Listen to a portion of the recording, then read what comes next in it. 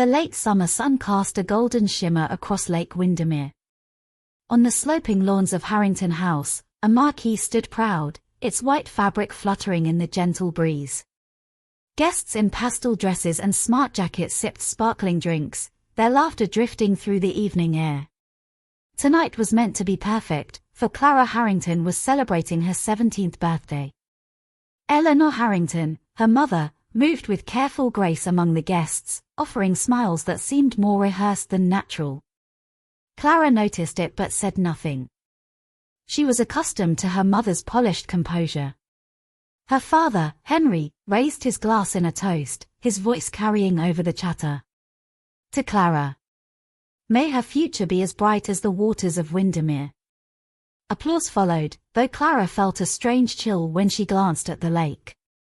Its surface glittered under the last light, beautiful yet secretive, as though holding something beneath. Among the laughter and music, Clara's eyes often sought the water. The lake had always unsettled her. Childhood tales whispered of a spirit bound to its depths, a presence that demanded a life once every generation.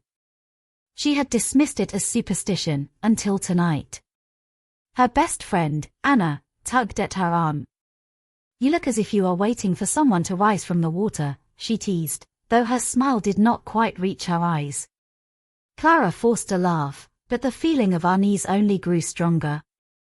As night descended and lanterns glowed across the lawn, music swelled. The younger guests gathered near the lake's edge, daring one another to dip their toes in the dark water. Clara hesitated to join them, but Anna pulled her along. The reflection of the moon wavered, silver and fragile, like glass ready to shatter. It was then that Clara saw it. A ripple spread across the calm surface, though no stone had been thrown. The laughter of her friends faded into silence as the water stirred unnaturally, as though the lake itself had exhaled. Clara's breath caught. Something was beneath. Watching.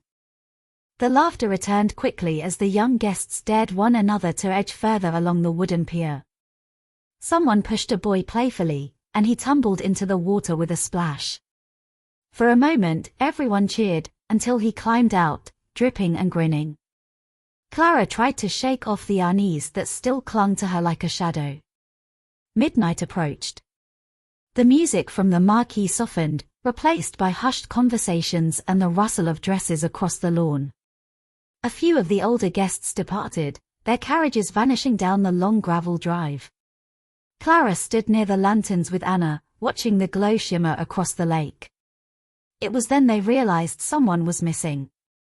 A group of younger guests returned from the pier, chattering excitedly, but one of them had not come back.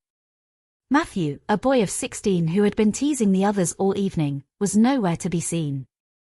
At first, the absence seemed trivial. Perhaps he had gone to the house, perhaps to fetch another drink. Yet when Clara asked around, no one had seen him. Anna frowned. He was with us at the pier. He was daring me to step closer to the water. Then. I do not remember him leaving. The laughter from earlier died into a tense silence.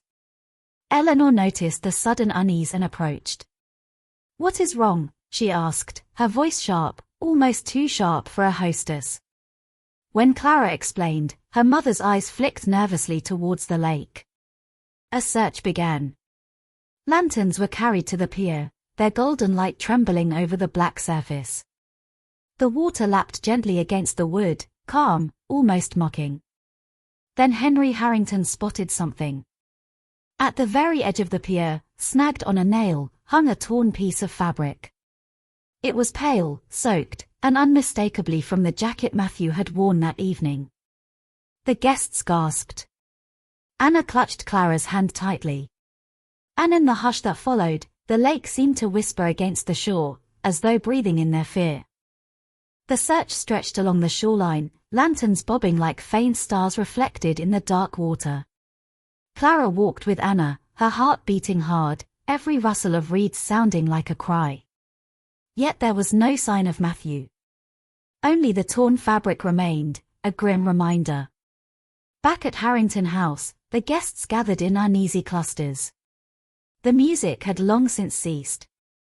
Eleanor ordered the younger ones inside, but whispers still filled the rooms. Rumors spread quickly, more quickly than reason. Perhaps he wandered off, one said. No, he must have fallen in, said another. But it was an older villager, Mrs. Whitby, who murmured words that made Clara shiver. The lake takes what it is owed.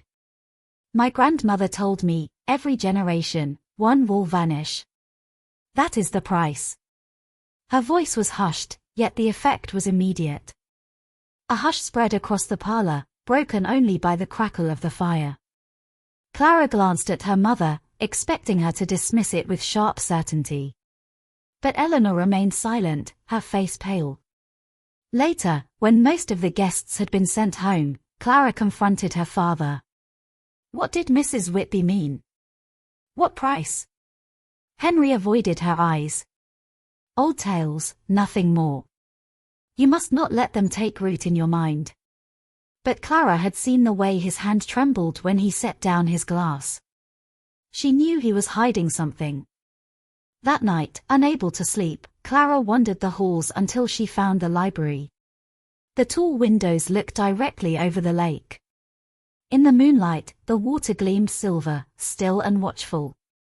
On the desk lay a stack of forgotten books, and at the very bottom, bound in cracked leather, was a diary. It bore the name Margaret Harrington, her grandmother. Clara opened it with trembling hands. The first page spoke not of parties or children, but of a shadow beneath the water, and a life lost on a night much like her own. The diary smelled faintly of damp paper and old ink, as though it had absorbed the very mist of the lake. Clara turned the pages slowly, her candle casting shadows across the words. It has happened again, one entry read. The lake has taken another. Father says it is the way of things, but how can that be? I heard the cries. I saw the water open. We are cursed. Clara shivered. The handwriting belonged to her grandmother, yet the terror was alive in every line. She read further. I was told to say nothing. To smile at church and keep my eyes lowered. But I know the truth. Our family owes the lake. It was promised long ago, and the debt cannot be broken. We are the keepers of this silence. The words made Clara's skin crawl. She closed the diary, clutching it to her chest. What had her family promised? And why did no one speak of it? A sudden creak on the floorboards made her spin round. Her mother stood in the doorway, her silk robe trailing, her face pale as the moon. What are you doing with that book? Eleanor's voice was low, strained. Clara held the diary tighter. Tell me it is nonsense. Tell me there is no curse. But Eleanor did not answer. She crossed the room in swift steps and snatched the diary from Clara's hands. For a moment, her mask slipped. Clara saw fear, raw and desperate, flash in her mother's eyes. You must not read this. Ever. Eleanor's voice trembled, though she tried to hide it. She turned to leave, but Clara caught her wrist. Then it is true, is it not? Matthew's disappearance, it is part of this. Her mother froze, then slowly pulled her hand free. Go to bed, Clara. Some truths do not keep you safe. The door closed with a soft click, leaving Clara in the dark, her heart hammering. The silence pressed close. From beyond the tall windows, the lake gleamed under the moon, as if listening. And Clara knew, whatever secret her family carried, it had just claimed Matthew. Clara lay awake long after the house had gone silent. The diary's words echoed in her mind, mingling with her mother's frightened eyes. She could not stay still. The walls of Harrington House seemed to close in, heavy with secrets. At last, she rose and slipped out of her room, the wooden floor cold beneath her feet. The corridors were dark, lit only by the occasional shaft of moonlight through tall windows. Clara moved quietly, afraid of waking her parents. Yet it was not her family she feared most, it was the lake. Something drew her to the front doors. She pulled them open with care, the hinges groaning, and stepped into the night. The air was cool, carrying the scent of water and earth. The lanterns by the shore had burned low, their glow pale and unsteady. Clara walked down the sloping lawn until the grass gave way to damp earth. The lake stretched before her, black and endless. The moon floated on its surface like a silver coin, broken now and then by faint ripples. "Matthew," she whispered, though the sound was swallowed by the night. Then she heard it. A voice, faint but clear, carried across the water. Her name. Clara. She froze. The voice was not Matthew's, nor anyone she knew. It was soft, almost tender, but it came from nowhere and everywhere, as though the lake itself had spoken. Her breath caught. She stepped back, but her heel sank into the mud. The water stirred again, ripples circling outward. For a moment, she thought she saw a pale hand beneath the surface, reaching up. "Clara," the voice called again, closer this time. She turned to run, but at the edge of the pier stood Anna, her white nightdress fluttering in the breeze. Her eyes were wide, her face drained of color. "You heard it too," Anna whispered. Clara's lips parted, but no words came. The lake was no longer silent. It was calling them both. The two girls stood frozen at the pier, the night wrapping around them like a shroud. The water glimmered faintly, yet the darkness beneath it was absolute. Clara gripped Anna's arm, her pulse racing. "Anna, we must go back," she whispered. But Anna shook her head. Her eyes were locked on the lake, as if something held her there. "It is calling. Do you not hear it? It wants us to come closer." Clara's stomach twisted. The voice echoed again, soft as a sigh. "Clara." This time, it seemed to rise from directly beneath the pier. She forced herself to step forward, peering into the water. At first she saw only her own reflection, pale and trembling. Then, slowly, another face formed beside hers. A boy's face, Matthew's. His eyes were wide, his mouth opening and closing soundlessly as though he were drowning all over again. Clara staggered back with a cry. "No, he is dead. He must be." Anna's hand slipped from her grasp, and before Clara could stop her, Anna stepped onto the very edge of the pier, leaning dangerously forward. "Matthew," she called, her voice breaking. The water responded with a violent ripple. A pale arm shot up, splashing the surface, reaching for Anna's ankle. She screamed, stumbling backwards into Clara's arms. Together they fell onto the wooden boards, gasping. The ripples faded, but the water did not return to calm. It swirled in slow circles, black and endless, as if something vast moved beneath. Then came a sound, not a voice this time, but a low moan, rising from the depths. The boards beneath them trembled. Clara pulled Anna to her feet, her heart pounding like a drum. "We must leave," she whispered fiercely. Yet as they turned, the lake released one final whisper that chilled them to the bone. "A debt must be paid." The sisters crept back inside Harrington House, their nightdresses dripping with lake water, their bare feet leaving wet marks along the marble floor. The silence of the great hall pressed down upon them, broken only by the ticking of the grandfather clock. Clara's mind reeled with the words that still rang in her ears. A debt must be paid. What debt? And who had promised it? Suddenly, a shadow stirred at the far end of the corridor. Mrs. Whitby, the old villager who had whispered the legend earlier, stepped out from the gloom. She held a lantern close to her face, her eyes sharp and knowing. "You should not have gone to the lake," she said softly, though her voice carried the weight of iron. Clara's heart lurched. "You know what it is, do you not? Tell us." Mrs. Whitby raised her lantern higher. The flicker of the flame carved deep lines into her face, making her look older than ever. "There are things best left buried. Your family made its bargain long ago.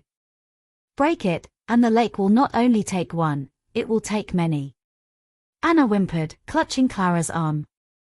But it is already taking people. It took Matthew. The old woman's gaze softened, but only slightly. The Harringtons are bound. A price was set in blood generations ago. You cannot stop it. Clara felt a surge of defiance rise within her. Then I will find a way. I will not let the lake choose for us. For the first time, Mrs. Whitby's stern mask cracked, and fear flashed across her eyes. Be careful, child. The lake listens when you speak against it. It listens, and it remembers. The lantern flickered. Somewhere outside, a low rumble echoed across the water, as though the lake itself had answered. Sleep was impossible. Clara's thoughts raced long after Mrs. Whitby's warning. The old woman's words circled in her mind, a bargain made in blood. Who had made it? And what had they given away? By dawn, Clara could not bear the silence any longer. She slipped into the library once more, determined to uncover what her family had hidden. The high shelves loomed over her, filled with the dust of centuries. She traced her fingers along the spines, searching for another clue. Her hand paused on a row of ledgers bound in cracked leather. One volume tilted forward ever so slightly. When she pulled at it, a soft click echoed through the room. The bookcase shuddered, and with a groan, a narrow door swung open. Clara's breath caught. A hidden passage. She lifted her candle and stepped inside. The air was cold, carrying the scent of earth and damp stone. Narrow stairs wound down into the dark. Her heart hammered, but she descended, each step creaking beneath her weight. At the bottom, the passage widened into a chamber. The walls were lined with faded tapestries, their colors long gone. In the center stood a stone pedestal, and upon it, an iron-bound chest. Clara approached slowly, her candle trembling in her hand. The chest was ancient, its surface etched with strange symbols. She knelt and lifted the heavy lid. Inside lay documents sealed with the Harrington crest, yellowed parchments tied with black ribbon. She opened the first. It was a contract. The words were in Latin, but Clara recognized enough to understand, a covenant between the Harrington bloodline and the waters of Windermere. Her stomach lurched. The signature at the bottom bore her ancestor's name, alongside a mark written in blood. Suddenly, a draft swept through the chamber, snuffing out her candle. Clara gasped in the darkness. Somewhere behind her, the sound of water dripping echoed louder and louder, until it no longer sounded like drops, but like footsteps. Clara pressed her back against the cold stone wall, her breath shallow in the blackness. The sound of footsteps, if that was what it truly was, echoed through the hidden chamber. She forced herself to whisper, "Who's there?" but her voice was swallowed by the damp air. Her trembling fingers fumbled for the documents once more. She pulled another parchment free, holding it close though she could not see it. The faintest glimmer of moonlight seeped through a crack in the stones above, just enough for her to make out the writing. This one was not in Latin, but in English. It was older still, the ink smudged with time. Her eyes traced the words, "We pledge a life for a life, a soul for the keeping of the land, that the Harrington name may endure and prosper. The waters shall guard us, and in return, we shall give what it hungers for." Clara's heart pounded. Her family's wealth, their estates, their power, it had all been bought with blood. Generation after generation, a Harrington had fed the lake with a life. Suddenly, she heard a whisper, low and rasping, right behind her ear. "Your turn." Clara spun, her hand striking the air. The chamber was empty, only shadows clung to the walls.